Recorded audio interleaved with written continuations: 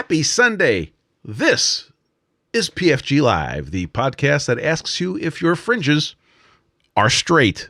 Welcome aboard. We have a bunch of people in the Discord. We've already been like yapping it up here, and weather reports are coming in like crazy. Evils in the Belgium says it's adequate. Yeah. Warren Jones up in Sutton, New Hampshire says it's 38 Frankenstein with cloudy, calm wind from the right. Thank you. Thank you so much. Bill Olney in Rome, New York says the weather is 36 Frankenstein, thinking about snow. It's kind of looking that way, isn't it? Tucker in the Buffalo, New York says it's 47 degrees Fahrenheit and scattered showers. Dale says it's 2 degrees science and sunny in northwest of the Canada. DBX says it is adequate as well. Arstead says it's 53 degrees Fahrenheit and sunny in Peoria, Illinois. A beautiful day. Welcome aboard, sir. On the YouTube side, we've got CS Weldfab. Welcome, sir. 65 degrees and very sunny in East Tennessee. Adam the Machinist. Welcome, sir. 52 and sunny in Strasburg, Ohio. Welcome. Machined Creations. Welcome, sir. He says it's 41 degrees Fahrenheit and sunny in South Central Idaho. Welcome. Magic City Tool. Oh, you're saying nice things. Magic City Tool says, thanks for doing these, Spencer, Robin, and everyone who contributes. My friends and I were the first of the Keith Rucker's scraping classes, and we're learning about lapping through you guys. Hey, that's an excellent crossover. We like Keith and we like scraping because we're all just, scraping by. You knew that was coming, right? Rommel says it is minus 4 degrees, Charlie, and snowing in Lausanne, Switzerland. Welcome, sir. Chris O says it's 67 degrees Frankenstein and sunny in Los Angeles of the California. Ted Hyde, Casafro Pro Resources in Eustis, Florida, says that KLEE is reporting 130 at 6 knots, 10-mile visibility. Clouds are scattered at 1500, temperature 24, dew point 20, altimeter 3006. Remarks, happy Fibonacci Day. Think about it. Josh says it's 13 degrees science and sunny. Josh is mobile, heading north to Winnipeg to get back to work for tomorrow because your tools need you. Harvey Newman says it's gray in Santa Rosa, California, and 51 degrees Fahrenheit. Welcome aboard, Harvey. Yeah, in the Discord server today, we have a good crowd. DBX, Tucker, Evils, Robin, Dale, Cylo, of course, Josh, Carl Tauber, Ted Hyde, Bill Olney, Warren Jones, Arstead, Rommel, Chris O, and Orjan. And on the YouTube side, we've seen a bunch of people. CS Wellfab, Adam the Machinist. We haven't seen you in a while, Adam. We're going to be talking a lot about all sorts of Adams. Evils takes objection to be lumped in with the good crowd. Don't worry. We'll put a little barrier around you and, get it a new country name or something. Welcome aboard. Yeah, I get it, Adam, but that's okay. If you need anything, you just call us. Everybody here will come running to help you and make your stuff flat. Really. Let's see. Thank you for being here, everybody. Report from the Flat Cave. We will be caught up as of tomorrow morning. We have one order in the queue. Everything else is caught up. Got a really nice thank you message on Instagram stories, I think is where it came through. And I don't have it in front of me, but I did repeat it. So check out my stories on Instagram for a really super nice response from one of the customers. Thank you for being a customer. We have some community notes. And here it is. Let's see. Calendar. So the calendar is getting mighty interesting. And I just wanted to make sure everybody knew what was going on and what is coming up. Of course, today we're going to be talking to Cylo, also known as Cyrus Lloyd. You already know that. Next week, the 30th of November, is our no PFG.Live Thanksgiving recovery. So there will not be a PFG.Live on the 30th. There will be a PFG.Live on the 7th. Now, the 7th of December is going to be a special PFG.Live with Adam Brunette from MHM Machining to talk about 3D scanning. And if you have any interest in 3D scanning, you won't want to miss that. We've been having some fun with scanning, and I won't spoil anything, but there's going to be some pretty cool stuff to look at. On the 14th, we will have the problem process with Tom Lipton and our very own Robin Renzetti, where we throw a problem into their lap and we watch them solve it. And that is coming up on the 14th.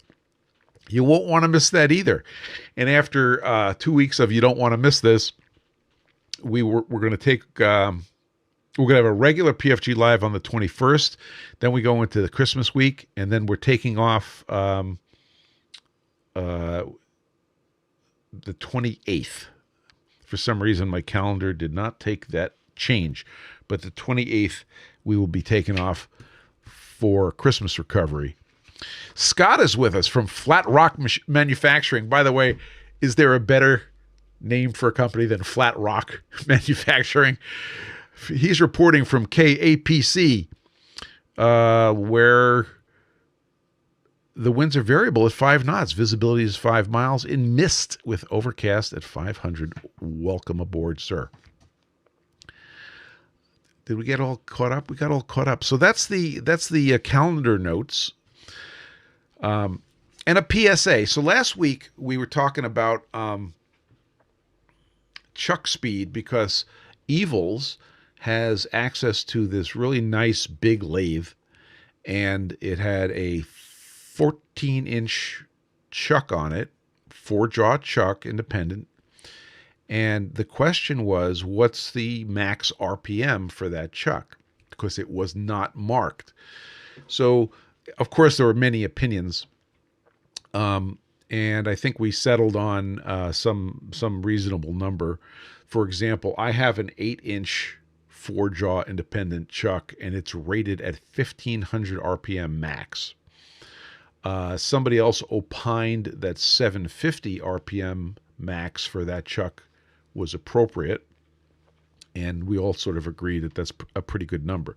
But the message here is that just because a machine, and this machine will spin 2,000 RPM, if it has a 14-inch 4-jaw chuck on it, you do not want to be spinning that at 2,000 RPM. So, public service announcement: check your maximum RPM for the chuck you're using, and respect it. Centrifugal force is not something to be messed with. Speaking about don't mess with centrifugal force, there was a very good episode of Veritasium on the YouTubes about how they make turbine blades. And it is fascinating, and I strongly recommend it for all you guys, because the operating temperature of the blades in the compressor section was apparently higher than the melting point of the metals involved. Watch it. It's worth watching. It was really, really cool. And it involves every technology that we like to play with. So I guess that's what's cooking there. We have... we just got a notification that light snow is supposed to start in 25 minutes. I will give you a live update out my window. Right now in Windham, New Hampshire, it's 40 degrees.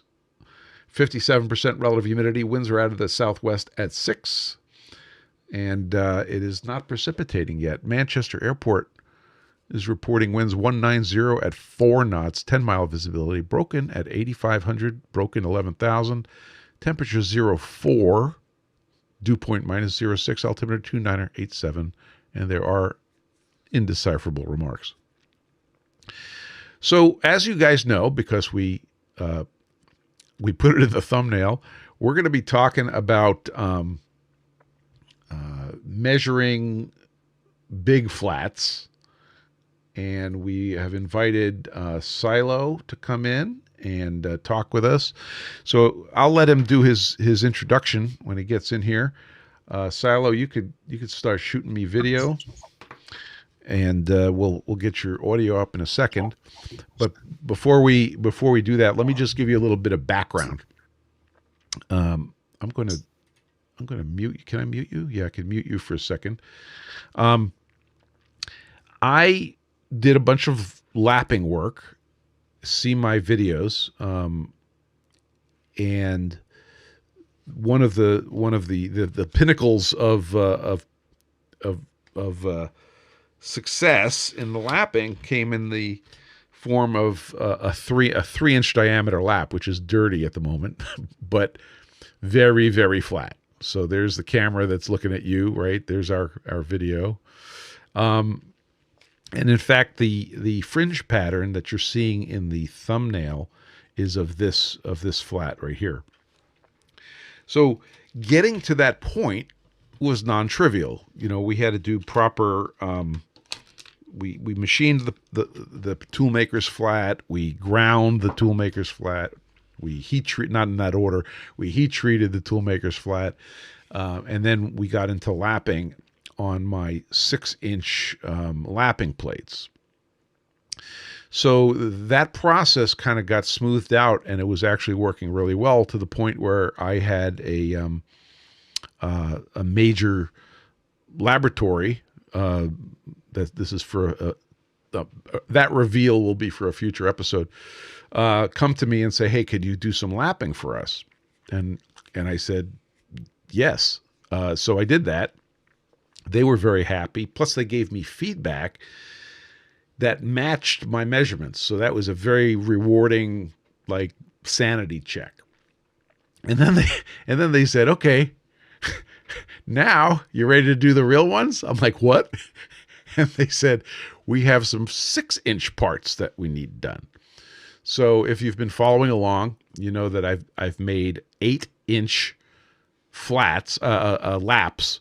8-inch laps that involved the introduction of the groove pattern, which was the aperiodic non-repeating tile.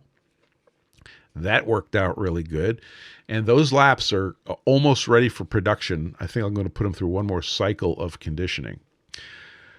But the problem is now I have to do measurements of a 6-inch workpiece. So I went out and I bought a certified 8-inch optical flat from Russell Optics. We talked about that a little bit. And my customer also likes Russell Optics, so everybody was happy. And now comes the point where I have to be able to make the measurements, and I want to build a station to do this. So today, Cyrus and I are going to talk about the whole process, and I'm looking for guidance into what I need to make this happen and what I physically need to build in my basement, in my isothermal facility to do these measurements. And I'm extremely excited to invite Cylo in, and let's see, I'm going to unmute you and turn on your video. So, Cyrus, Lloyd, welcome aboard. Welcome to PFG Live. How are you? Good, Spencer. Thanks for having me. Good to be here. My pleasure. So, you already know the background and kind of where things came from. And why don't you give a little background, little bio on you, and tell everybody where you're coming from? Sure. Well, some people watching may be familiar, but I go by the moniker Cylo's Garage on the internet. By day, I'm a precision mechanical engineer, currently based out of San Francisco. Just recently came here for a job. I'm working in the semiconductor space, doing some fun lithography projects. But in general, as I say on my Instagram, I'm just an enjoyer of small numbers. Precision stuff is what I'm all about. I'll post little clips, on YouTube from time to time with about whatever I'm playing with, and lapping is a one such interest of mine, and combine that with interferometry, which is what we're doing today with the optical flat stuff, and yeah, just totally stuff I love to talk about. So it's good to be here and have other people who agree. So, forgive my snoopiness, but above your right shoulder, I see something that looks like a big wafer. That's right. Yes, there is. This is hard to point at now that we're mirrored. But yeah, that is just a, well, I guess leaning into the line of work that I'm in. I find it's a nice piece of decoration. I want to get this is just surplus, uh, 300 millimeter wafer off of eBay. You can get them for dirt cheap. I think it'd be cool to like have the whole wall, lined with That would be various, like that would be DRAM really and cool. processor, all different types of chips. In a former life, I worked for Analog Devices, and we made chips. We had a fab line, and we had multiple fab lines. And if you showed me that sized wafer, I would have said that's just total science fiction. Can't happen. Can't be, because I think we made wafers that were approximately 3 inches, about that big. Yeah. So you're talking to us from San Francisco right now, or are you? That's right. Yeah, I moved out here in early September. So. Well, that's awesome. So, with that in mind, and if folks, if you have not gone to Cylo's garage on YouTube, you should. Every one of Cylo's videos is excellent, and we've really enjoyed them and learned a lot from them. Evils asks, "How's the weather?" So, how is the weather in San Francisco? That's a good question. It is actually, that is one of the great things about San Francisco that people talk about, right? It's usually pretty great. It's currently 55, a bit cloudy. Um, and it generally is kind of always like that. Sometimes sunny, sometimes cloudy, but the temperature is always perfect. That is the lowest precision measurement you're going to make today. So that's excellent. Okay, so let's get down to cases. I need to illuminate and measure a 6-inch workpiece, and I have an 8-inch brand new 8-inch optical flat, and all the paperwork on it. So my general idea is to take low pressure sodium light as my monochromatic source, and use that as my illumination. I'll show some of the hardware I just bought in a minute. The second part of the design is putting a camera in the right place, as you and I talked about previously, and using DFT Fringe. And actually, for this workstation, probably get its own computer. So we'll have a computer just dedicated to DFT Fringe. And I want to be able to walk over to this workstation, properly. Don't panic when I use the word plop, but plop an optical flat onto my work. I'll have some sort of holder for the work, and I recognize that that's probably going to be custom for each one I do, because they're kind of weird shapes on the bottom. Put my optical flat on it, do the magic Kim wipe trick, which we could talk about later, illuminate it, and of course the first thing is use the Mark 1 Mod 4 eyeball and just look at my fringes. But then I wanted to take a picture of it with a dedicated camera, open it up in DFT Fringe, and get data back. And initially, this is all part of the lapping loop, right? The process loop. And then when I think we're done, it's going to be the the final measurements to deliver to my customer. So that's what I'm trying to solve, and I have some sort of ideas about how to go about it.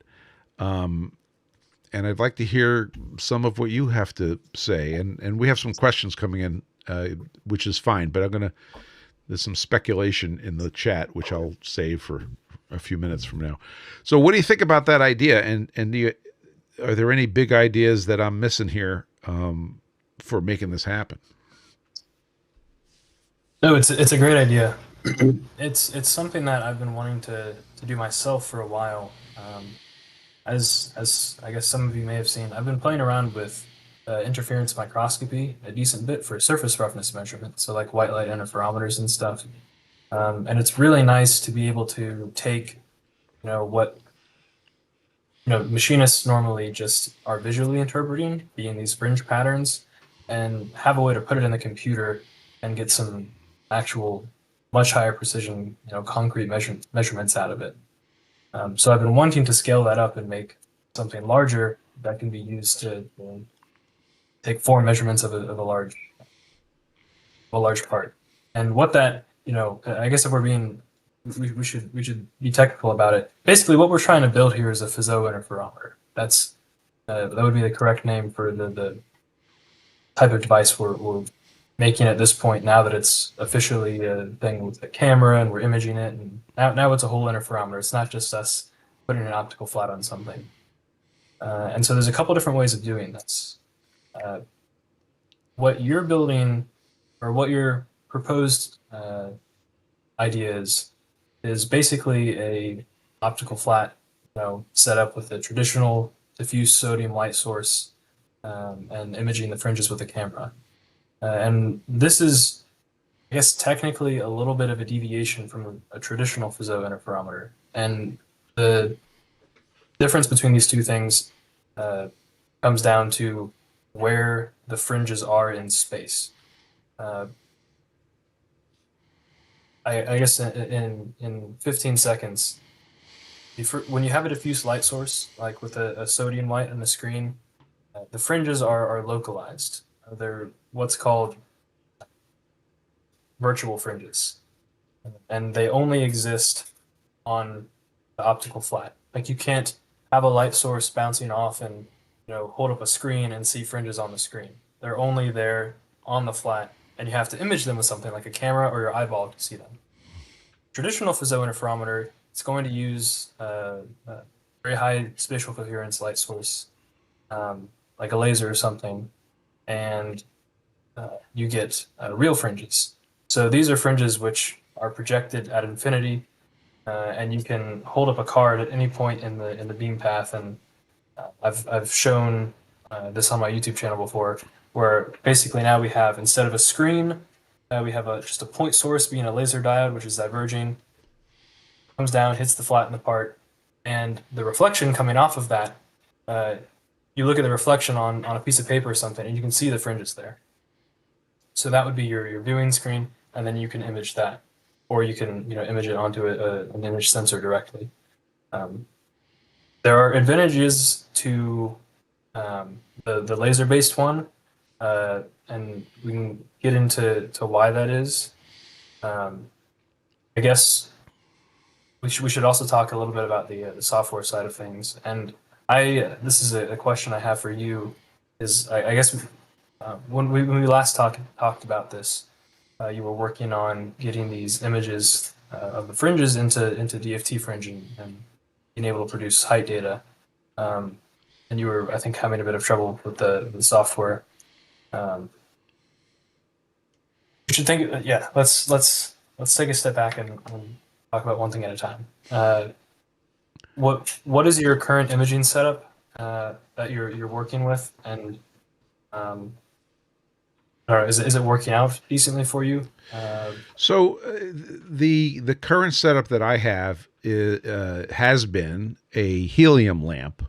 The old classic Lapmaster helium lamp light source, and then the optical flat, and just my eyeball. So it's just I'm the one evaluating what I'm seeing, and then when I started playing with DFT Fringe, of course, I was taking a picture with the camera, but you have to have the diffuser of the helium light source in the reflection to see the fringes. So I was doing that as far away as I could with a longish focal length to minimize the angle between the perpendicular line and the actual line of the camera. And it generated some reasonable data, but of course I wasn't depending on that data. So that's kind of how I was doing it before. Now I need to do the same thing. I just need to do it at larger scale, which is why I decided it was time for this whole new approach. What I did, I might as well tell you about this now, is I went out and I found some low pressure helium lamps, and this is one I bought off of. I found it on Amazon, but then I found the company's website exists, and this particular one is a 55 watt low pressure sodium lamp, and it is approximately 16 inches long. It's kind of big, and it might be overkill. So for those of you listening that may not know this, low pressure sodium lamps put out an essentially monochromatic source of light. Not perfectly monochromatic like a laser diode, but sufficiently monochromatic for generating fringes on optical flats. And they have to be driven. Those lamps have to be driven with a ballast, just like a fluorescent light bulb, because it's the same principle. It's got you're causing gas to light up. So I have that. I also have a smaller one coming, which is 35 watts, just in case this is unruly. So that's what I have. I've tried laser sources, and getting enough light out of a laser source is difficult, because by the time, like, this is 55 watts, admittedly there's some efficiency in there, but this is 55 watts. If you had a 55 watt laser diode, your kids aren't going to college. B, you've got some issues to deal with there. So that's kind of the direction I'm heading in. Yeah. So you brought up a good point about the imaging from really far away and looking for the reflection of the diffusing screen. That does affect the accuracy, right? It's well known that if you view your fringes from a low angle of incidence, what one fringe means with respect to the height variation on the part changes as a function of that angle. You can't see it, or maybe you can if I can get my auto exposure to behave, but I've got one of those Van Kuren optical flat posters on the wall with all the with the conversion factor. Yeah. Looking at fringes and stuff. So for your best results, you either measure and compensate for that, or maybe it's time to get a beam splitter involved to where you can have your light source on the top, looking down, and then a beam splitter, your part down here, and camera over here. And you get perfect 90-degree incidence and not have to worry about that at all. So I thought about that. Let's talk about that, because I think that's not a bad way to go. Now the beam splitter, how much, how expensive is that going to be? I was trying to think of a way to say that a little nicer, but is that as simple as a piece of glass? Does that have to be a piece of coated glass, or does that have to be even more fancy?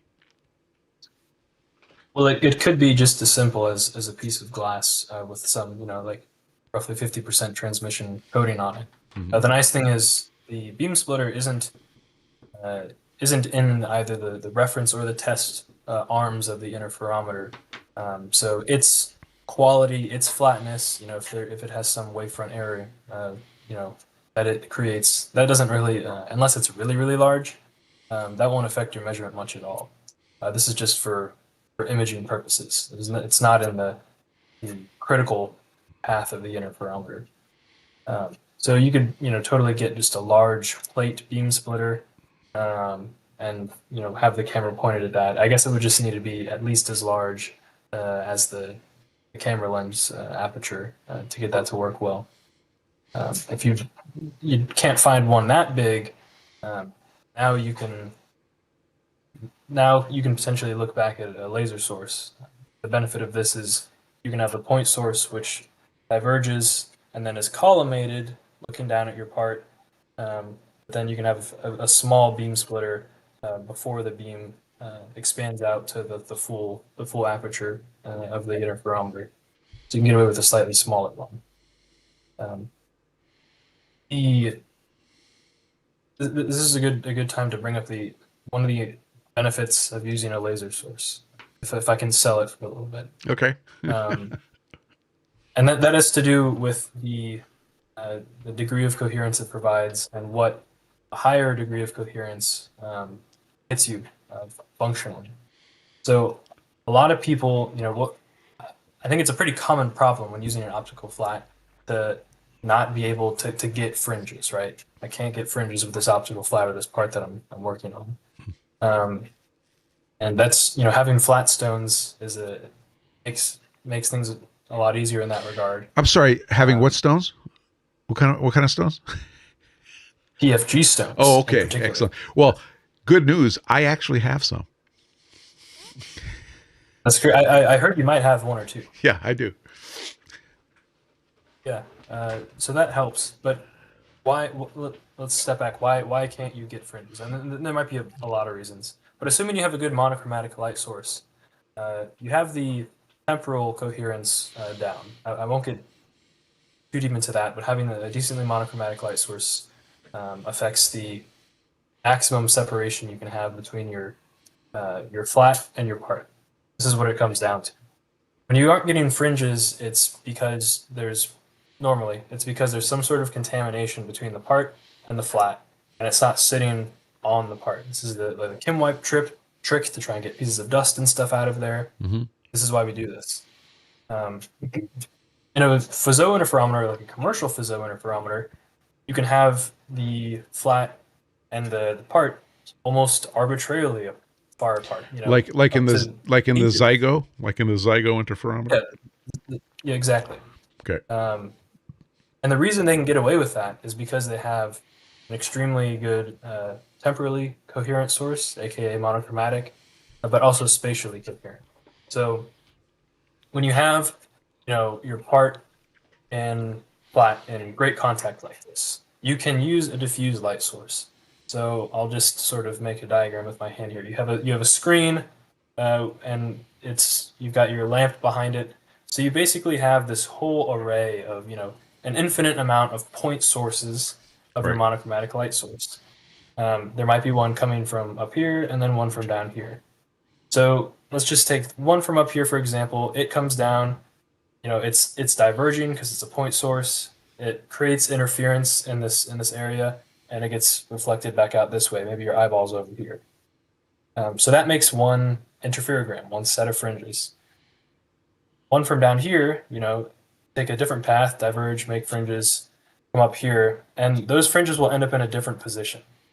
So in this area, you can't get fringes if you put like a piece of paper or something. You'll see light being reflected off the part, but you'll get no fringes because there's basically an infinite amount of fringe images coming from every single point on this screen, which are all just sort of interfering and blurring each other out. You can't see them. It's the same reason, when you have a very diffuse light source, you can't project a crisp shadow. Right. You have light coming from many different places, and so there's not one discrete sharp line. It's getting spread out over some angle. So the size of that light source. When you put your eyeball on the side, instead of like trying to project onto a piece of paper, you put your eyeball there. Well, your eyeball is now a small aperture, right? Yep. And you're imaging the actual interference that's occurring in the gap between the flat and the part. Yep. So there's all of those, interferograms which are out here, all in different positions in space. Mm-hmm. At the part, they're all exactly aligned to each other. They're all occurring in the same location, but they have some divergence. So as you go away from the part, they sort of go out of phase and blur each other out. But right here in this space right above our part, we have these localized fringes, and we can image those with our eye or a camera or something.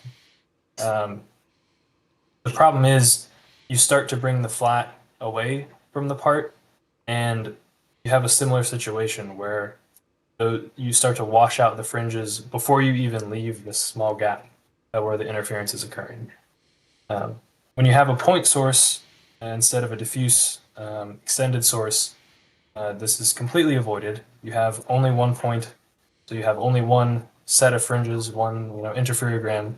You can see it on the part, but you can also put up a screen and see it anywhere over here that you want. It's just a single image. These two wavefronts that are interfering, not a bunch of them that all have to be aligned with each other. So that is to say, when you use a laser source, you can get away with a lot more. You can have a dirty part. You can even have, if it's not too big, you can have a burr or ding or something, and you'll still get fringes because your part can be, as spaced as far apart as you want, almost. That's not exactly true. Now we go back to temporal coherence, right? If it's not, eventually the limit will be, how monochromatic your light source is. There are calculators online to determine this, but like for a sodium lamp, for example, it's got two very narrow lines, but they're spaced apart by around 0.6 nanometers or so. That makes the temporal coherence length of a sodium light source 184 microns when you run the numbers. Yep. So with a point source, you could have your flat a maximum of 184 microns away from the part, but beyond that, you won't get fringes anymore. You have to be closer than that. And this is the same reason you can get fringes with a white light source, a very broadband light source. You just have to have the part, you need to be sure it is within, well under a micron of the part. And if there's any little particle in there, then the path length differs by, whatever the coherence length comes out to. So in that case, that's an interesting case. So in that case, the gap is actually acting like a bandpass filter. And the gap has to be very small to make it a very narrow band effect. Am I reading that right? Yeah, well, it's basically just, it's easier to visualize these things in the context of a Michelson interferometer. We have a beam splitter and then two discrete arms, your reference and your test at right angles to each other. And the path length is the exact same between the beam splitter to the test object and the beam splitter to the reference object. You have your signal going in, being the light. It's split, but then it travels the exact same distance and comes back. So no matter what your signal looks like in time, you'll get interference. But when you have a broadband light source, that signal is very, it's not super periodic over time. Right. No. So if you change that delay by a large amount, there'll be no correlation between the two wavefronts when they recombine, and hence no interference. So it's the same thing with a Fizeau interferometer, aka the optical flat test. The difference is you have your flat, which the light comes in, reflects off of your flat. That's your reference wavefront, and then some more light travels through, reflects off the part. That's your test wavefront. So you have two arms of the interferometer. They're just coaxial, if you will. Well said. Yeah. So what I'm hearing from you is you're a big fan of the laser light source. That a sodium light source is less gooder, but it's quantifiably less good. So just okay, let me back up, because we got a bunch of people listening that aren't physics nerds and aren't seeing the same things that we're seeing, and that is that light is a bunch of frequencies, right? So when you see white light, you're seeing red, green, blue, Roy G. Biv, red, orange, all those lights frequencies are different wavelengths. So if you draw a little sine wave flying through the air, the wavelength between the crests of those waves is different for each color. So when you're sitting here under white light, you're getting a potpourri of those colors, and there's no correlation between them at all, right? That's white light. When we put white light through a filter, let's say, and you put it through a red filter, and you now have red light. It's red, but it's still pretty broadband red. In other words, it's not exactly one wavelength. It's a bunch of wavelengths. So now you go another step, and you can go to a light source, like what we just showed with the sodium light source, that only puts out a very, very narrow band light source, which a sodium lamp does, which a germicidal bulb also can do. And frequently they'll put out what we call a line. You'll hear this word, Cylo or I or anybody else will use the word, it puts out one line or two lines. What that means is there's a signal, for example, with the sodium lamp, that signals at yellow, right? Somewhere it's kind of a darker yellow. Do you remember, I don't know if anybody remembers going through parking lots or tunnels around a city and seeing this really sickly yellow illumination, and this, you'll still find it. Those are the sodium lights. And in the history of the sodium lights, they started with low pressure sodium lights, and then they got all efficiency minded and they went to high pressure sodium lights. Well, the low pressure sodium lights put out, as Cylo's pointing out, two closely spaced lines of illumination. They're very, very close to each other, and for all practical purposes, unless we're being super picky, we could treat that as a single line.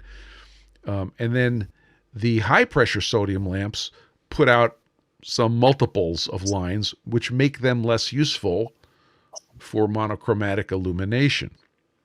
So that's the next level of getting monochromaticity. If you look at the thumbnail and you see that nice picture of, they're so flat, of very delightfully straight lines, that's a helium lamp, okay? And a helium lamp is just like a sodium lamp, just like a fluorescent lamp. It's just filled with helium. Happens to put out a very lovely single line. It's not really true. It puts out other lines, but we could ignore them through filtering, and it works really well. But wait, there's more. So then you heard us talk about lasers. Well, a laser is the ultimate monochromatic light source, because a laser is literally putting out one wavelength of light because of the way a laser works. Okay, it's a little resonator, a little, it's like having oh, look at that. It's like having a string of a guitar. You pluck the string and it plays one note, right? So that's what a laser does. So lasers are very monochromatic, except they don't put out a ton of light. And one of the things that I have promoted is buying the small battery powered lasers. I like the green laser, 532 nanometers, if you're wondering, and put a ping pong ball on the front of it. Just literally tape a ping pong ball on the front of it, turn the room lights out, and boom, you've got yourself a very nice monochromatic light source for looking at your optical flat. However, it's putting out about a half a milliwatt. Okay. I take that back. About 5 milliwatts of power, of optical power. Whereas I can go down the street to Amazon Street and buy a 55 watt sodium lamp that's quite a bit more light. So I wanted to give everybody sort of oh, thank you, Dale. Dale's showing the ping pong ball trick. And Robin, I acknowledge your question. Oh, I see. That's just a copy of your Instagram post.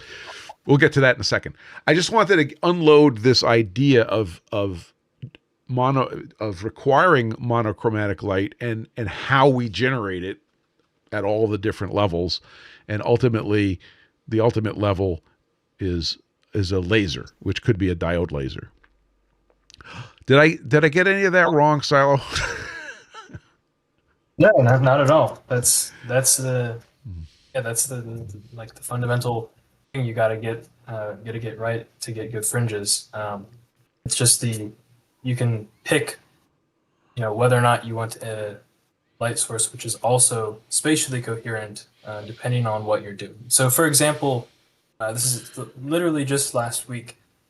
At work, I was viewing something where I wanted to get put an optical flat on something and look at the fringes, and I used exactly this. I had a laser and a ping pong ball to generate just to whip together a quick light source, but I couldn't see fringes, for for whatever reason, or well, I know the reason. There was a piece of contamination. It wasn't perfectly flat. So what I ended up doing is removing the ping pong ball, and shining that laser through a microscope objective to diverge the beam out very wide. Shined that at what I was looking at, and then held up a piece of paper. Now you have these beautifully crisp fringes projected on the paper that you couldn't see before by looking at it with the eye. So it depends on what you're doing, but sometimes the laser can be advantageous for that reason, and that also helps the direct. I should also say the direct laser rather than the diffuse laser helps with the power issue as well. Even 5 milliwatts is more than enough if actually directed straight into the camera sensor and not diffused and broadcast over a full 360 degrees. You can totally get enough light if you do a direct laser source into the camera, but yeah, I mean, it depends on what you're trying to do. There's cons as well. Well, so should I proceed down the path of sodium illumination for now? Maybe a window pane beam splitter and a camera, and then later, later possibly change out the go to a laser from there. Is that a good path, or is that not a efficient way to do it? No, I think you could try this. As we see in the thumbnail, right? You're getting great fringes with your current setup, and they have the distinct advantage of not having laser speckle, just the con of using lasers. Because you get this, especially when you're projecting it right onto the sensor, you get this speckle, which makes the image not very clear. So a really good laser setup, if I was to build one for myself, what you do is you image the fringes onto a ground glass plate, which is rotating to basically kill the speckle, average out the speckle over time, basically, and then you image that plate with the camera.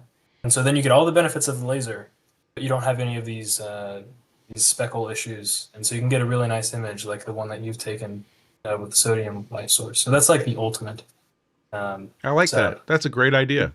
I like the rotating plate idea. Okay, so we have some stuff coming in from the crowd. Let's just hit it. First of all, Warren Jones reported snow at 33 minutes after the hour. I could report snow right now, big fluffy flakes coming down at 47 minutes after the hour. So snow has arrived. Robin says This is from his from his Instagram. This is what's your illumination, Robin? You want to come in and tell us about this picture because it's a cool picture. You're invited to come in on audio, Robin, or we could get you on video too. Okay. Can you hear me? Yeah, go ahead on audio. So the main reason I posted that was when Cyrus was talking about the gap when you're using just like a helium light source. What you're looking at there is I have a calibrator that's for was used by the brush company that made surface finish instruments, Brush Clevite, that made surface finish pickup heads, and this was used for calibrating the pickup heads. And it is a calibrator that uses long flexure arms to take a 2-inch travel micrometer head and translate that down to 50 thousandths of travel in 2 micro-inch increments. So what I was doing here was I was saying, how can I see backlash in this? Because no matter what I use, I don't know if I'm seeing it, if I'm seeing backlash in the indicator or whatever. So even with the 599981, it has, 0.4 micro-inch repeatability. You still don't know if you're getting 0.4 micro-inch of backlash when you're trying to make a measurement here. So I thought, well, put a gauge block on the platen. That little square thing in the center is what moves up and down, and put an optical flat tilted so that I get fringes. And the center line you see on that gauge block is just a Sharpie line on the gauge block. And if you actually watch this video, you'll see when I start moving these, this is basically a laser interferometer measurement system, because as I move the platen, those bands move across every time it moves the half the wavelength of that light. That next band comes up and crosses the center line. So it was a way to see something where had virtually zero backlash, and I could see what was going on there. But reason I brought that up was, here's a situation where I have a gap. The gauge block is not touching the optical flat. Now, it is no small feat to adjust that optical flat until fringes show up, because it has to be parallel probably within 2 microns, both directions, in order to get the fringes to show up. And this is something where I'm in asking question mode to Cyrus. My opinion about people not getting fringes is the fact that until you get down to that level of parallelism, there's a million fringes all piled on each other, because the spacing of the fringes basically goes to infinitesimally small, and they're all sitting there. They're there. There's fringes on it. You put the flat on there at any angle, there are fringes. It's just, in order to get them to separate to the point where you can see them individually, you have to get parallel enough that they'll spread out like that, which is very parallel. So it probably took me half an hour to adjust those screws to get to where I saw fringes. No exaggeration. But then I was able to do that experiment. But then my question is, back to this, then that had a fair gap between there. There was definitely more than, several thousands, probably 10 thousandths gap with just a normal helium light source. So is the thought that people, oh, you can't get fringes when you get a gap, is it because they just don't have their part parallel enough? And if they did, the fringes would show up? Yeah, so it's a combination of both, right? And I guess they play into each other. If you have it not very parallel, that also implies you have a fairly large gap in between them. But it's very dependent on the particulars of the setup. So with this light source, in this viewing angle, it's very possible that, clearly it's possible because you have fringes. All the coherence requirements are met, so you can still view them. If you were using, a different light source that like a white light source, then you certainly wouldn't have fringes there. Did you say this was a helium Helium. Yeah, source? it was Yeah, helium light source. this is just my old optical light box up above it, shining down, basically not perpendicular, but just shining down on it. But I have my um, cell phone up there directly above it and perpendicular, shooting down for that to be able to see that. But now, could I, if I had done that same thing with the gauge block, have an inch gap in there? Are you telling me that I wouldn't get fringes if I got just as parallel again? Right. So I'm doing some live Googling here. So the helium line, let's see, is 594. yeah, the 587. It's around Five. there. Yeah. Yeah. So we'll say 587. The bandwidth is, and because the line is so narrow, now we're talking in terms of frequencies, an easier way to represent it. I'm seeing 50 gigahertz for the bandwidth of that source, which when you put that through our calculator here, we get a coherence length of 1.9 millimeters. So Okay, all right. even if you got, So I was well within that, but I would that would yeah, peter yeah, out. And okay, gotcha. Yeah. yeah, if your gap was larger than 1.9 millimeters, no matter, even if it was exactly perfectly aligned, you simply wouldn't see fringes. So That's the limit. in the traditional application of optical flats, where you're putting the optical flat in contact with the part, now we know that the part sits at an angle. It'll have one contact point and it'll sit on an air wedge. Yep. See the video that I did on lapping, which I had a little segment on explaining that. You're sort of automatically very close, right? You're automatically Exactly. very close, and you're automatically getting a little tilt so that you can get a number of lines. I think that's important to explain to everybody. Well, one thing I thought about this morning was that if we do a thought experiment of having, a horizontal piece of work and then your optical flat, if your optical flat was perfectly horizontal and your work was perfectly horizontal and you brought it down and you started moving it away, theoretically, because this is really hard to do, you'd see, and you had a monochromatic light source, you'd see interference that would cause it to go dark, then light, then dark, then light, then dark, then light.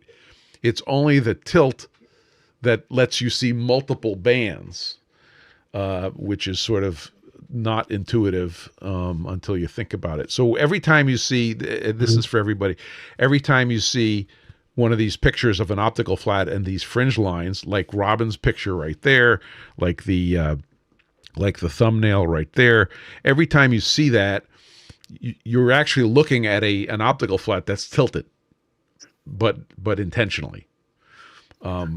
And then Robin, Yep. I think it was Robin that I think you had a little video on influencing the tilt of the optical flat. And one thing that Robin taught was, of course, you need a Sharpie for this, is you take the clean plastic Sharpie and you can poke your optical flat and get it to sit flatter or sit less flat or change where the contact point goes. And all of those things are useful for moving, for moving the fringes around. Sorry, I just wanted to get that mental picture out so that people can understand what they're looking at. It's no, it's a One good of the point. things, And one of the sorry, things that's Robin. very confusing to people who haven't actually worked with an optical flat is that when you see the fringes swirling all over the place, and you think, well, all those are different readings. No, it's all the same reading, and it's a kind of a hard concept to get in your head. The movement is just the minute angle changes and things that are going on that move where the fringes are. But when you learn that you're reading the curvature and spacing of the fringes and curvature, the amount of curvature relative to the fringe spacing is where you can make a very accurate determination just looking at it straight on. And that's kind of very confusing until you've used it a while and say, okay, yeah, I see what's going on. And the other thing is, your example, Spencer, about just light band, dark band, light band, dark band. That's true, and this isn't argumentative. It's just to add another thing that will occur when the part is flat. But if the flat or the part is domed and you have it perfectly aligned, you're going to get circular rings Yeah. that appear no matter what you do with it. Yeah. And it's, And those circular rings are showing you that if they're perfectly round, it's probably somewhat spherical, and on and on. And after a while, you just get in your head, okay, I see what's going on, and where the contact edge is, and all those things. And it seems like sorcery until you get a hold of it. yeah. So right behind Cylo is a poster, which we were just talking about. It's a bit washed out, but it's the canonical, the canonical poster of all the different patterns you get on the optical flat. Oh, there you go. And there was a guy selling those on the Intertubes, but you could look it up online. So we kind of ran around the football field here, but getting back to cases. There you go. Oh, there it is. Yep. I think, the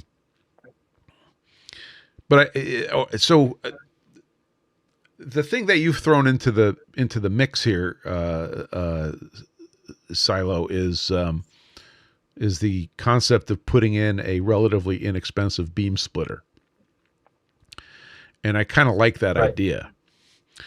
So now what I'm imagining, and again, you can dial me in on this, is we're going to have a 45-degree plate of glass, tilted, east-west tilted, so that north-south is flat, east-west is tilted.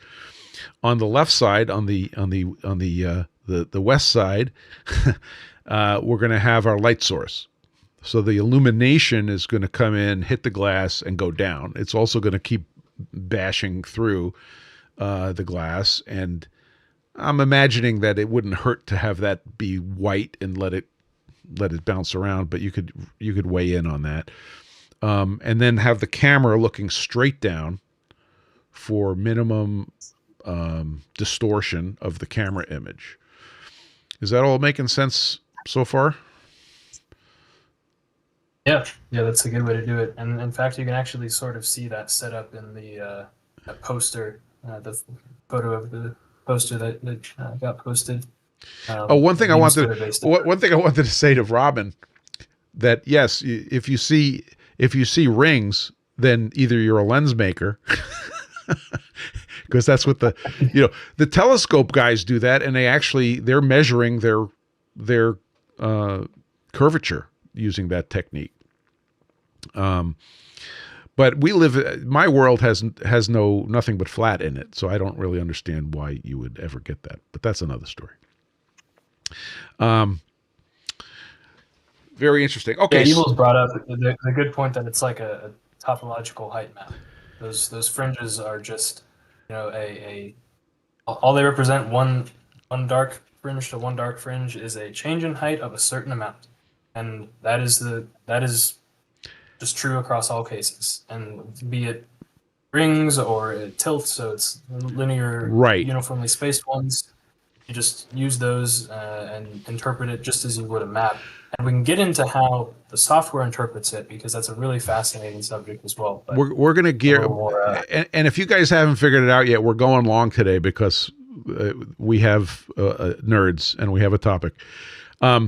So if you were looking, and I'm speaking to everybody who's listening, if you were looking at a topo map, like if you ever used a topological map and you saw the lines on it, you would look in the legend on the map, and it would tell you one line equals 10 meters or whatever, and that now you can interpret that. Well, the light bands are doing the exact same thing, and the distance is 1/2 wavelength.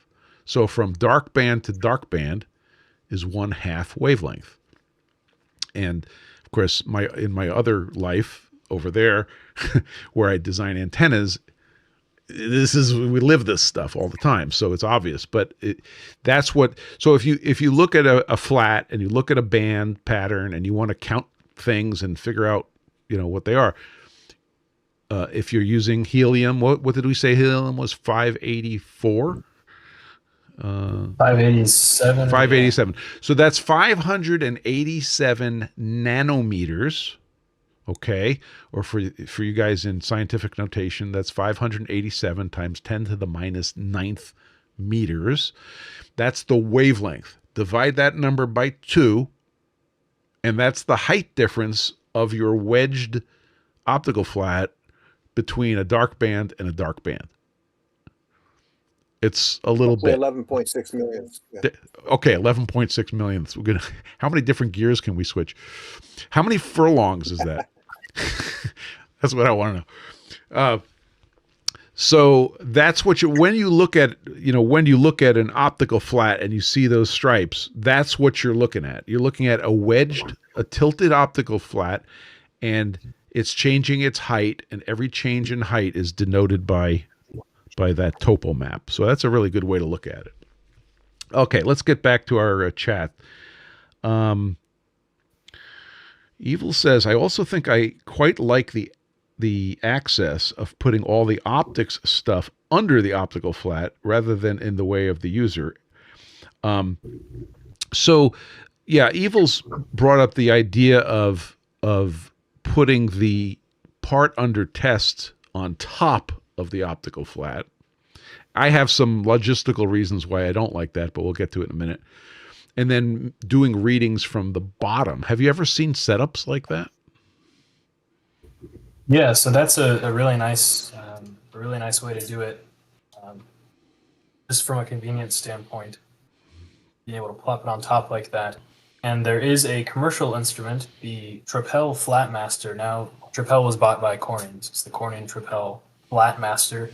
It's a grazing incidence interferometer, which works on the same principle. So you take off the cover and you've got this nice big glass flat working surface, and you pop your part right on it, just drop it on top, and you can take a measurement that way. The unique thing about the Flatmaster is, like I said, it's a grazing incidence interferometer. So the light is actually coming at it at a really, really shallow angle, as opposed to straight on like the Fizeau. And the benefit of this is a part which might be not super spectacularly reflective like a mirror. Maybe it's just a ground part. It's not lapped. Yeah. When you look at it at a very shallow angle, now it is a lot more spectacularly reflective. It's like a mirror from a shallow angle. That's a good demo right there. So, good thing I have ground air bearings lying around, right? So what this allows you to do is use interferometric methods to measure the flatness on parts which aren't necessarily shiny, which is a big plus. So ground parts, milled parts, you can throw them all on there and still get really precise height maps. Pretty neat. So many ways to do this. So if we go ahead and build it. Oh, so I wanted to answer Evil's question. So the idea of taking the part and putting it onto the optical flat and coming from the bottom, from a practical standpoint, the parts can be very light. The parts can be very heavy. Manipulate. So from my point of view, it's a little easier to have this place to put the part and then manipulate the optical flat on top of it. It's more consistent. It could be light. The optical flat could be lighter than the part, depending on what's going on.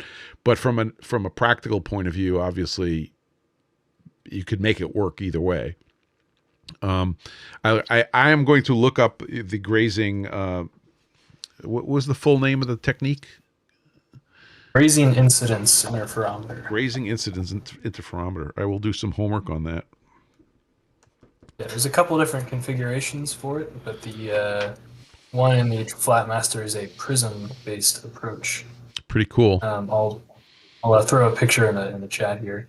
Yeah, that's a good plan. There's too many toys.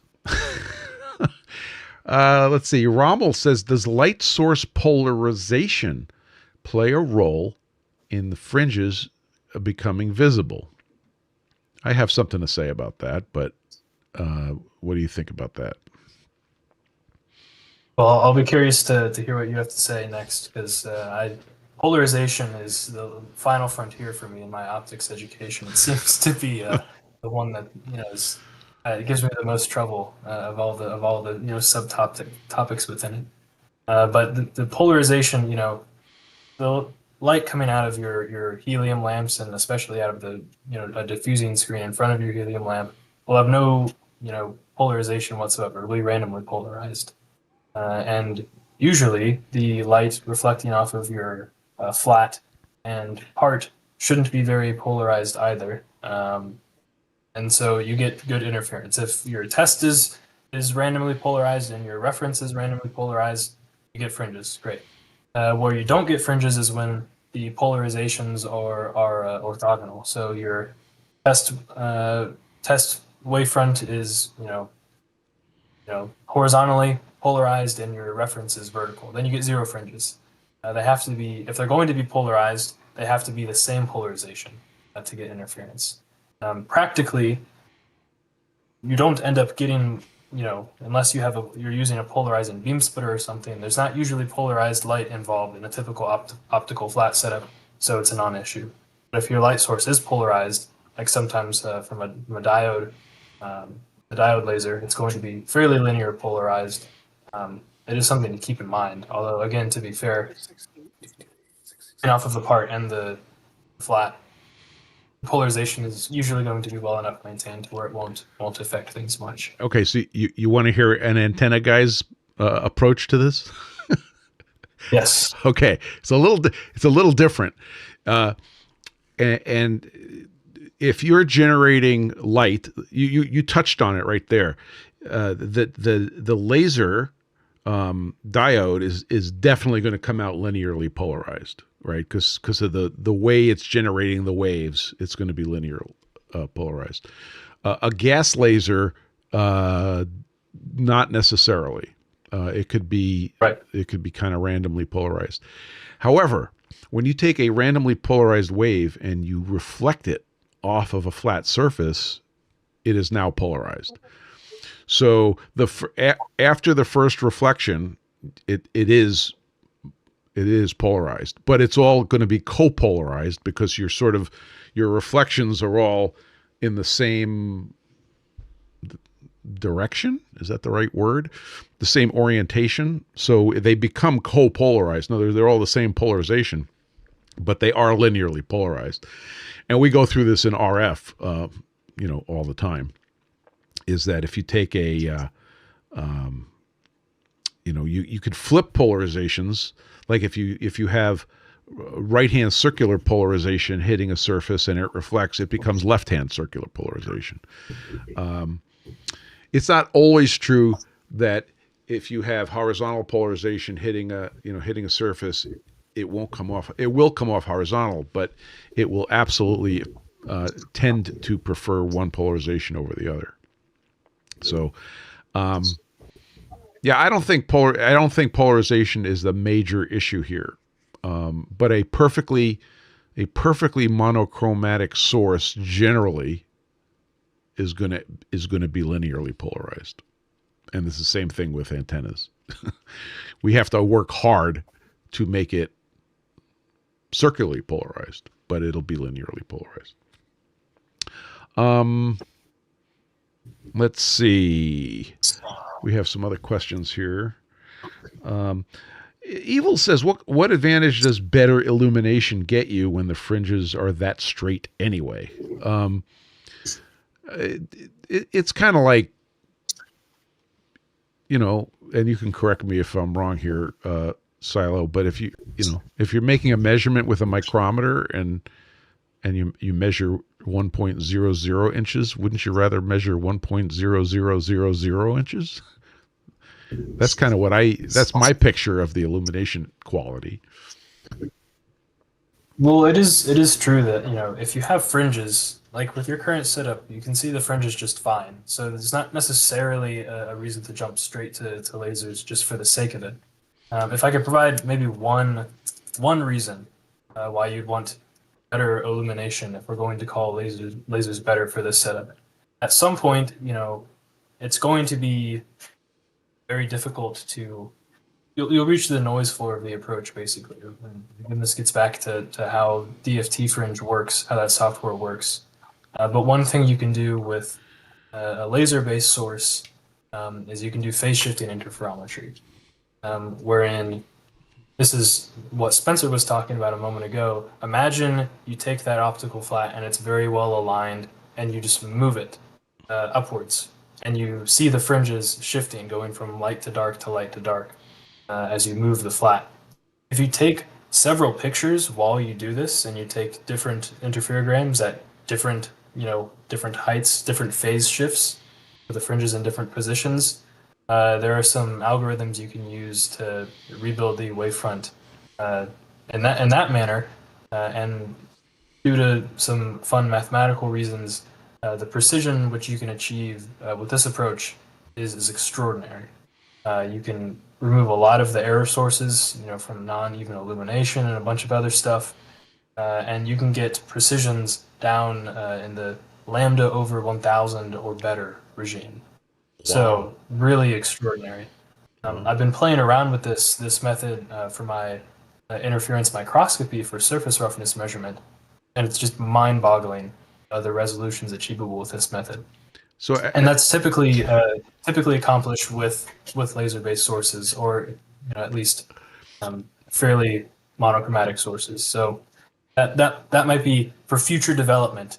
If you are eventually get so good at lapping to where we need better metrology yet again, we'll upgrade to the phase shifting approach, and then from there it's basically limitless. it's not me you have to worry about, because John Grimsmo just jumped out of his chair. Okay, when you said when you said the words mind-boggling, yeah, he's on his second pencil already. I'm just pointing that out. Hi, John. So very interesting. That's a cool technique, but you're going to need very good mechanical control of that motion, right? Right. This is the thing. The setup gets a little more involved. So typically, it's accomplished with piezos. Right. You're using some sort of piezo actuator to move the flat a very small amount. I developed a technique where you don't necessarily need a super precise actuator. You just need one that can move at a very constant speed, which makes the requirements a little easier in that regard. But yeah, it's a bit more involved. We'll call it advanced kung fu for now. Wow. Okay, I'm digging it. Let's see if we got everybody else's questions here. Yeah. So I was reminded of LEDs. I just want to talk about that real quick. Okay, there's Cylo's diagram of the grazing incidence interferometry. So a naive question, which I think somebody is going to have, is, well, can't I have red LED? Can I use a red LED for illumination? That's red, and it's a diode. And you want to take your first hit, and I'll come in with a barrage. Well, I mean, it goes back to that coherence question, right? So a red LED, maybe it's around 632 or 650 nanometers or something. They typically don't have nearly as narrow line widths, Right. As a true monochromatic light source. So an LED, then I'm sure you can get them better, but maybe it has a 50 nanometer bandwidth or something. And in that case, your coherence length is pretty drastically reduced. So let's run through our calculator again, right? For a 50 nanometer bandwidth around 632, now you're talking about 2.5 microns coherence length. Yep. So if you have a couple pieces of dust, which are 3 microns sitting on your part, sorry, no fringes. And that's just, that's a much more finicky setup to deal with, of course. Yeah, so if we go back to our description of all of our light sources, we would put LEDs worse than a sodium lamp, clearly better than a white light with a filter, Okay, but non-laser LEDs, just good old LEDs, are not really very narrow, and that's the point. We're looking for very narrow sources. Robin says reversal with DFT to remove flat error. So let's gear shift into the software, because I think we have to talk about DFT Fringe. So in the thumbnail, there's a little screenshot. I could even zoom in a little bit on it of DFT Fringe, right? And it's the software that does magic. And that's all I'll say about it. And I'll let you take it from there. Can you describe? And this is open source software, correct? Yeah, 100%. Okay. Being open source. So why don't you describe what DFT Fringe does and why it's interesting? Yeah, so DFT Fringe is awesome. It was created by Dale Eason, to give him credit. It's, like I said, free and open source, and it is for interferogram analysis. So it was made in the context of amateur telescope makers, for them to inspect their mirrors. They have bath interferometers, which are often used to measure their parts, and it's but the nice thing about the software and interferometry in general is it's sort of interferometer agnostic. At the end of the day, what are we producing? We're producing a picture and it's got fringes on it. It doesn't care how we produce that. As long as we know, some basic facts about our physical setup, this software will work for, optical flat testing, for a bath interferometer, for, Michelson, whatever. As long as you can generate some picture of fringes. And just briefly to look at the workflow of this,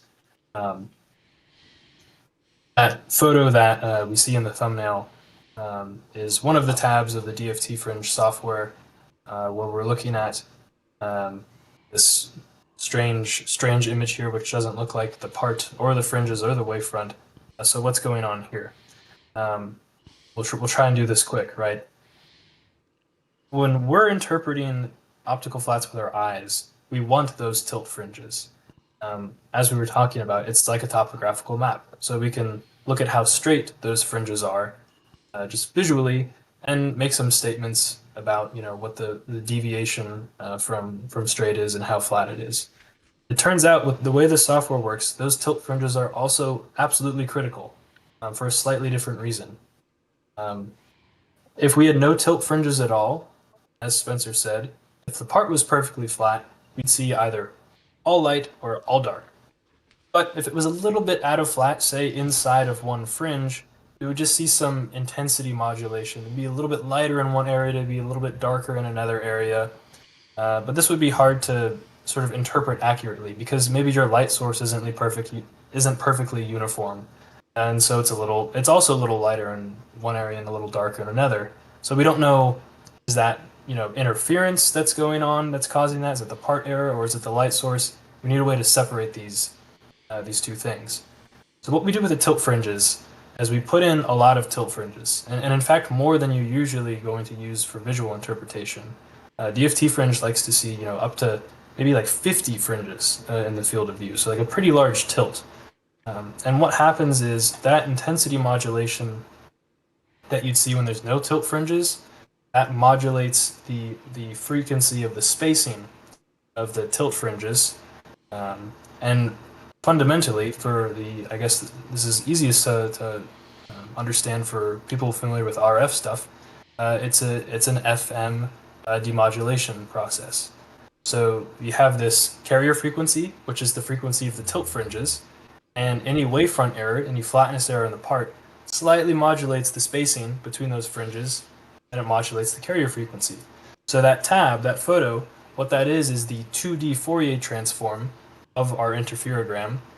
And if we can go back to it, in the middle, of course, we have the DC stuff, all the low frequency variation. This would if your light source was not exactly uniform, that would be in the center of the Fourier transform. But we have these bright spots symmetrically, on either side of the origin. And those are our side lobes, where all of our phase information is stored. So the carrier frequency is what moves them away from the center, and those spots are located at the carrier frequency, and they have some width, and there's our phase information. So what we do is we mask off the middle, we get rid of the DC, we shift the side lobe to the center, and then we inverse Fourier transform it. And this is all, we're getting into math stuff here, which we won't go too deep into, but this allows us to reconstruct the wavefront really accurately just by using tilt fringes to basically make this into a 2D FM problem. And I'll stop it there before we get too deep. But does that make any sense at all? Did I bungle that? No, actually, your FM analogy is magnificent. But for those of you that are a little confused, let me just say, to simplify it is, there's a lot of math. Okay, so they take the fringe image, right, that you feed the DFT fringe, and it does a lot of math, and it generates its internal topographic map of the surface, right? Do you agree with that? Yeah. Robin, I'm going to temporarily mute you. You don't have to do anything.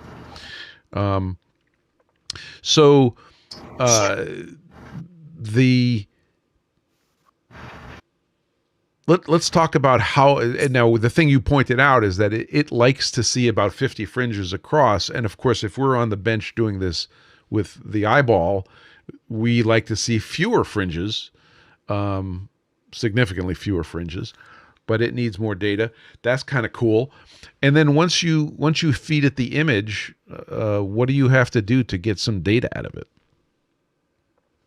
Yeah. So practically, I'm sure my explanation was probably quite a bit too technical and makes the software now seem more complex than it is. Let's talk about how do we use it and how easy is it to get information out? Because don't worry, you don't have to do any math. Obviously, we upload the interferogram. We mask it. Basically, we just position a circle over our interferogram and say, here's the actual area we're looking at. You don't. By the way, you do not have to put the P1 in. You don't. That's not necessary. I just want to point that out. Go ahead. Yeah. So we tell it where the mirror is or where the part is, and then we look at that Fourier transform screen, which you were just looking at, and we mask off the middle. You say, this is the DC part in the center. Ignore that. Basically, just drag the circle so it covers the center and goes out to near about the side lobes, and then we hit compute wavefront, and that's it. And it's as simple as that. And then we get these beautiful height maps back of the surface, and you can because it comes from an optics background. You've got all the Zernike terms for all the aberrations, and we can filter stuff and exclude different terms and average different wavefronts together. There's a whole suite of tools. So when I played with it, I want to point out that if you think us precision machinists have a lot of terms for things, wait till you see what the optics guys have. They have a whole bunch of really cool terms for things, and I have half of them. It's like I don't know what they're talking about, but that's okay because they usually don't know what we're talking about. So on average, it's pretty good. So what kind of errors can you make DFT fringe, take out? Can you calibrate it with? Like, for example, we were talking before the show, Robin and I were talking about calibrating the distortion in your camera's view. Is it possible to give it some calibration data there and have it compensate for the camera? Yeah, the camera one's tricky, and that is a good thing to bring up. Is that if you have a really crappy lens and your image is distorted, you have like some pincushion distortion or something. What that looks like on the sensor side, like on the camera side, your interferogram, now you've got curved fringes, but obviously that's not reflective of the part error. That's just because you have lens distortion. And so getting around this is something to consider. To calibrate for that, if you just have a part which is known flat, if you just compare two good flats to each other, and create what you know are straight fringes. You could then put that through DFT Fringe, get the wavefront. It will say there's some error, right? But you know that's not real error. And you can save that wavefront and then basically subtract that from whatever subsequent measurements you make, knowing that that's the baseline for an actual flat wavefront, and the difference between those is the actual height error of your part. That's one thing you can do there. Okay, so there is a path to getting that error out, which is important. There is a path. Okay. Are there any other errors that you can take out with like, for example, if I'm going to have my plate of glass in the optical path, obviously that's going to introduce some amount of distortion. I guess I could use a similar method. Yeah, if it wasn't flat and it was pretty significantly out, and it warped fringes and made the image a little wiggly, same deal, right? Yeah. The nice thing is if you can just do basically a calibration measurement where you take an interferogram of two known good flats, your whole system then gets calibrated out. Lens distortion, beam splitter, crap, whatever it is, it'll just the whole system is represented in that calibration data. Now, can you? The nice thing is, no, go ahead, finish up. Go ahead. With regards to other errors you can remove, sometimes it is nice to be able to distinguish between, or look specifically at the different Zernike terms, and basically, briefly, the Zernike terms are just different ways or shapes in which the part is distorted. It's a little more applicable to optics. But for example, you might have a spherical shape to your part. You look at the results and it's sphere shaped. If you want to examine further, for example, you can tell it to remove the defocus Zernike term, which is that spherical shape, and it will just eliminate that, and you can look at other more subtle errors which you wouldn't be able to make out if you had this very large spherical error, blowing it out, if you will. In the same vein, you can add back the tilt and measure exactly how much tilt there was between the flat and the part, if you're interested in that. You can look at the astigmatism of the part. Yeah. Is it nice and rotationally symmetric, or is there some potato chip action going on? You can look at all this stuff. These are the very important things that I think we need to go into, but I don't think we can do that today. I think that's like that's like a crazy deep dive, and I think so. If we had to wrap it all up, DFT Fringe, spelled just like it sounds. Look, you could download it. It's open source software. There's a whole bunch of telescope and optics people that like it and maintain it and are happy to keep it going. You can get it for free. Try it out. It is. We did find a computer here that was not happy running it, and then we found another computer here that was totally happy running it. So I'm not exactly sure why that happened to this day, but it will use your. I think it'll use your GPU to do computation. So if you have one that's juicy, a good video card, it helps.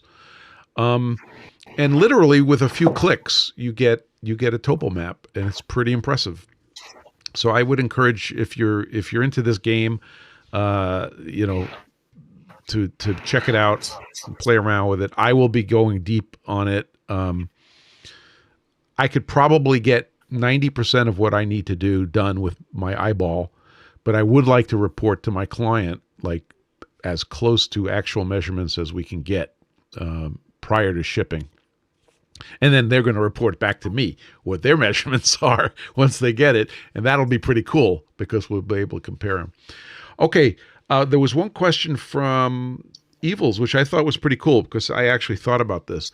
Evil says, with the small size of cameras, like maybe I can have a setup where I where the camera is in the image, right? The camera is in the reflection, and does that matter? Like, for example, if I take my fringe image and there's a section of my fringe image that I have to exclude or automatically gets excluded with a black shadow or whatever, how much is that going to affect things?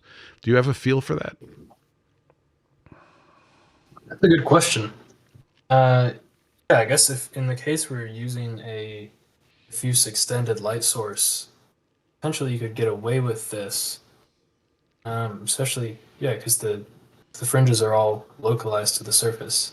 That could work. I don't know.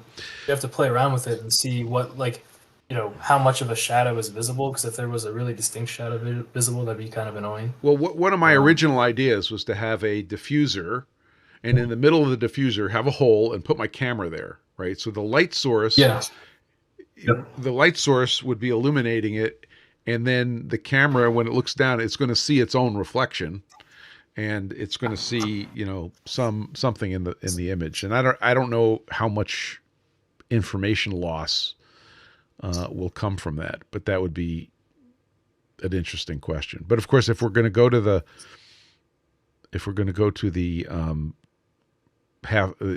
what are we calling it? Retroreflector? Not a retroreflector.